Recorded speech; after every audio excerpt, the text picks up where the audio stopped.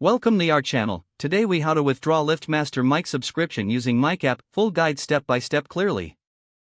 Open the MyQ App on your device. Log into your MyQ account using your credentials.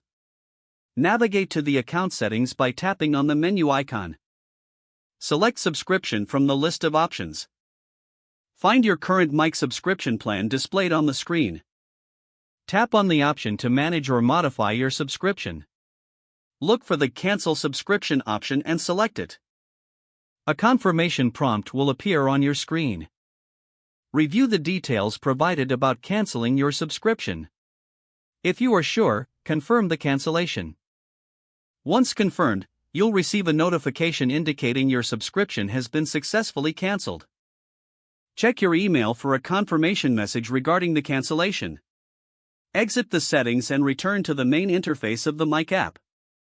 Your subscription will remain active until the end of the current billing cycle. Feel free to explore other features of the MyQ App during this period. If you encounter any issues, consult the help section within the app for assistance. If the page does not load, refresh the browser or try again in a private or incognito window.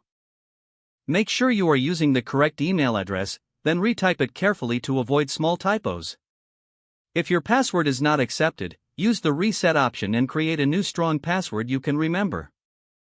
Check your spam folder for verification or security emails, then complete any requested. Enable two-factor authentication if available to improve account security and reduce unauthorized access risk.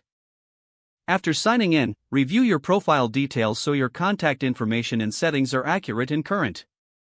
If you see an error message, note it down and try again after restarting your device and internet connection. Log out when you finish, especially on shared devices, to keep your account and payment information secure. If the page does not load, refresh the browser or try again in a private or incognito window.